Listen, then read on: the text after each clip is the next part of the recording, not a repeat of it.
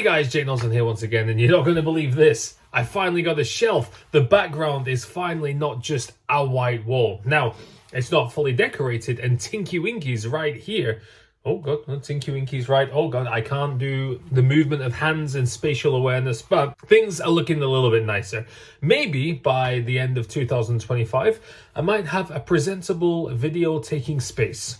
So, the reason why I've decided to make a video today is I saw a video that Dogen released. I think most people who live and work in Japan who are tuned into YouTube know who Dogen is, and for good reason. I think he is one of the best speakers, not just in Japanese, because that's what he initially became famous for, that he speaks Japanese incredibly well, but not just that, he definitely understands Japanese and the nuances of the language and creating these funny skits. But just generally as a person, as a human, he is very well spoken. He is very, obviously he knows what he's doing. He's very tuned in and he makes like good, no bullshit videos. And he made a video which was kind of about like, will Japan disappoint you? Or Japan could disappoint you. And I resonated with this video very, very much because I was actually going through my Instagram a couple of days ago and looking through my old posts, and I found a post from about 7 years ago, and I'd made a post about how I felt held down in Japan and I felt like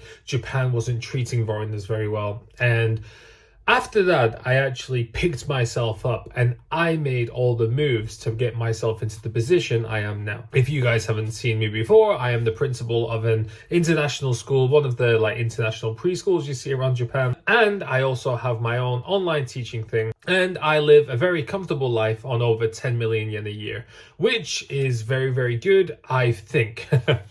So I was able to pick myself up. And one of the reasons why I felt stuck is because I would blame Japan for a lot of things that were happening.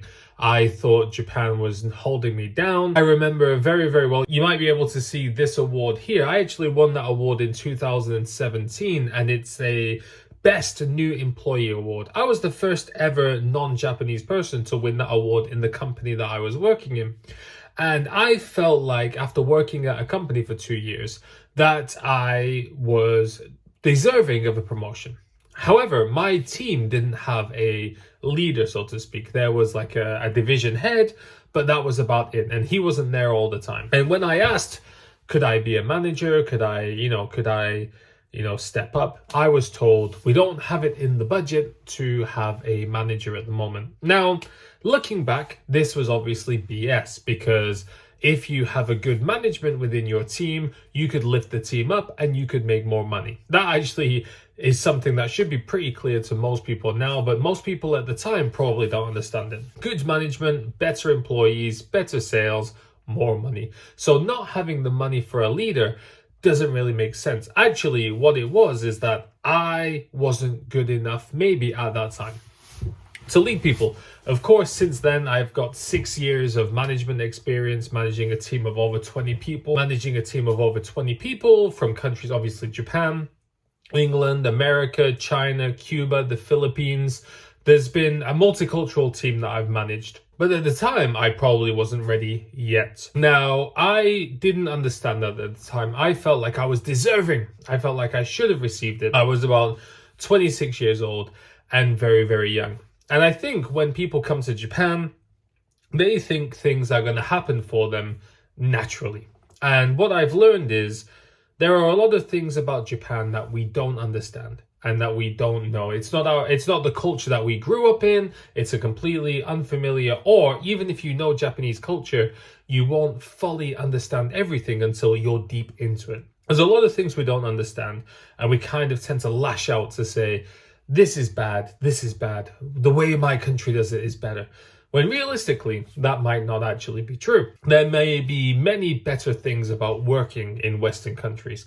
However, at least in Japan, you're never going to get fired. For the most part, if you are a full-time employee, a seishin, for the most part, you're probably never going to be fired.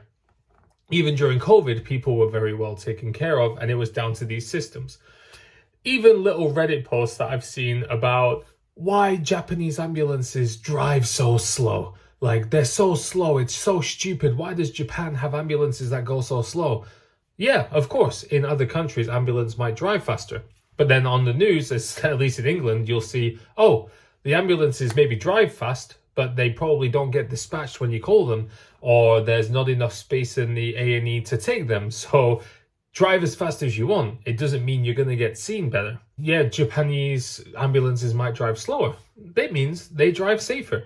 They might actually have a better mortality rate of people that they go and save rather than other countries who drive fast. They're actually protecting the people around them as well. There's a lot of Japanese systems that I've come to like. I like the fax machine now, weirdly enough. I know a lot of people always joke about how Japan still uses fax machines. I have to use them for work. I actually like them in a very, very weird way. I think they're actually more efficient than what we make them out to be. Especially these last 6 years working in the company I'm in now. I've got to learn a lot about communication with Japanese companies, with the city office, with the government, even with the police sometimes. You know, when you work in a school, sometimes things happen around the school. I've got to learn how to manage different types of people. It's been very, very nice. And I feel like I've really learned a lot, and it's turned me into a very good employee that I've been able to learn all of this stuff. This might not connect directly to Dogen's original statement in the video, but I do feel like there's a lot of times when people do come to Japan that they, they're disappointed, or they don't understand, or they're kind of irritated by something. But it's actually because they don't fully understand the meaning of what they're doing. Once they look on the, once they kind of look in a little bit more and spend some time, maybe after doing it a few times, they might get it like, oh, this actually works very, very well. And, Japan has a lot of efficient systems. The trains are very efficient. The buses are very efficient. Have you noticed that even though traffic and stuff is an issue, buses seem to be very much on time? Whereas in England, I remember I used to have to take the bus to college, or high school, as you might say in other countries. And there was a bus every maybe 10 or 15 minutes. Sometimes the bus wouldn't come for about 40 minutes, and then 3 of the same bus would just be in a line following each other. That wouldn't happen here. That would never happen here. You have to get documents from the city office sometimes. I can just go there and get the document within about 30 minutes, depending on the city office. But now you even have a card, the My Number card, questions about personal information. But I can just go to the convenience store, boom, boom, boom, printed the paper straight away. If I'm in England, I have to go to the town hall, and hopefully it can be delivered within a couple of weeks. So this is just a quick video about how things might seem disappointing or might not seem as good as how they are in your country, but it's just about learning what it's for, learning about why it's there, and hopefully it kind of helps you understand, and that will help you step up and progress in Japan. Thanks all for watching, guys, and I will see you all next time. Thank you.